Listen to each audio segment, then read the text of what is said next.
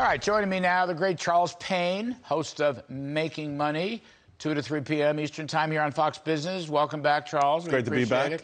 So I want to talk about the Fed and economics and pretend we're a business show for a moment. It's great to have you here to do that. But you a little steamed up about President Biden saying that this decision, if it is in fact a decision by Mr. Alito, will affect all our personal lives and change all that, and you're not buying it. Well, it's not that I'm not buying it. It's just it's borderline evil. Honestly, I'm being honest. It's so heartbreaking to have the President of the United States, every time he has an opportunity, maybe to mitigate, maybe to heal, maybe to be presidential, he hijacks this situation to keep us at odds with each other, to keep us afraid. You know, the suggestion that now somehow they'll come after same-sex marriage. They'll come after interracial marriage. You know, a few years ago, I don't know if you remember, he gave a speech in the NAACP, and during the speech he says they're going to put you all back in chains. Every time he gets a chance, the border agent, you know, on the horse, he was being whipped. Right. Every time he gets a chance to make black people feel like crap, to make black people feel hated, to make black people feel like they're being hunted down in this country, that somehow there's a giant cabal out there to hurt black people. It's called the Republican Party. Every time he gets an inkling to go after that, he does. That's not presidential. That's not fair. It's really awful.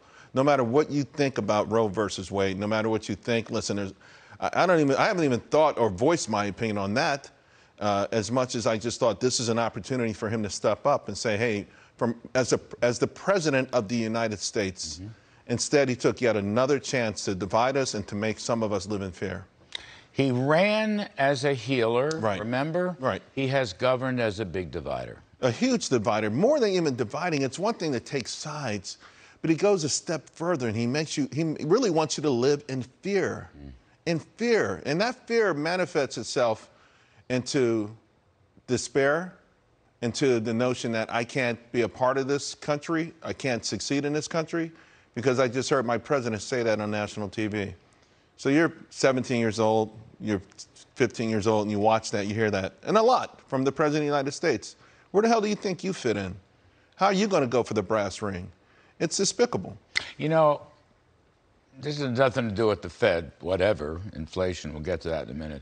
But I always thought, Charles, looking at this, critical race theory in the classroom for young kids, okay, young kids, is not, it's not good for the white kids and it's not good for the minority kids.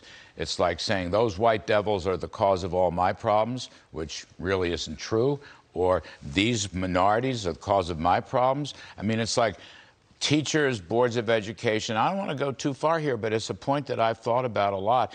This should be out of the classroom. These kids should look at each other as friends, equals, partners. You know what I mean? I think don't divide us through that. I think we should teach more about what black people have gone through in this country as American history, not as a guilt trip. We're human beings. Let me tell you something. Human beings are not perfect. You go anywhere around the world and everyone has their own legacy of things. Everywhere, every country. Okay, and so it's fine to say we went through ours, and here's the beautiful thing. We came through it in a couple of 100 years. Other countries are struggling with these same issues thousands of years later. In China, they're locking up the Uyghurs. Russia declared war on Ukraine. I saw Yugoslavia dissolve overnight after Tito died. Are you kidding me? Yeah, we went through things as human beings, things that the world were doing. People held other people in captivity. It was routinely done in every continent in the world. And guess what? We overcame it so quickly.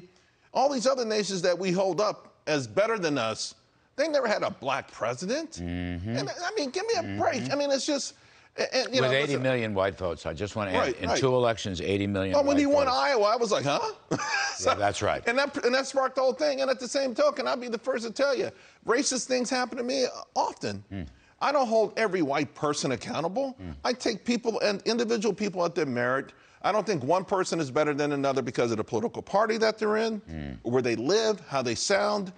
I think as long as we treat each other initially with respect, someone's got to lose your respect, no matter the race, color, creed. I think that's the American way. What we've done in this country is nothing short of remarkable. Against other human beings in the world, Our system has allowed us to do that. The Constitution allowed us to do that. The framers have allowed us to do that. And when people go back and they try to live in, it's called presentism. You take who we are now, what's accepted norms now, and you apply it to 200 years ago. So you want to start tearing down statues and redoing things. That's not the way it works. You take what the world was then against what against the norm at that time, and you wonder, how the hell do we propel ourselves out of that?